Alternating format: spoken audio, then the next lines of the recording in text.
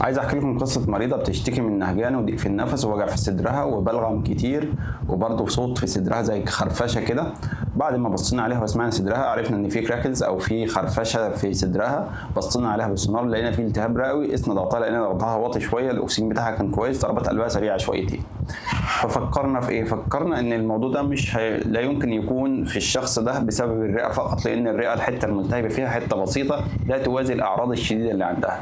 فعملنا صوره دم وعملنا موضوع وظائف الكلى واشعه مقطعيه على الصدر. الاشعه المقطعيه طلعت فيها حته التهاب فعلا بسيطه جدا مع رم في بتوع الافيوجن كده، حاجات بسيطه جدا، ولكن الهيموجلوبين بتاعها طلع 8.5، وده السبب اللي مخلي الاعراض عندها عنيفه كده مع انها الشخص كويس يعني جنرال كويس والاشعه بتاعته كويسه، لكن الاعراض عنيفه لان الانيميا قليله جدا، والانيميا هي اللي بتوصل الهيموجلوبين، هو اللي بيوصل الاكسجين للدم.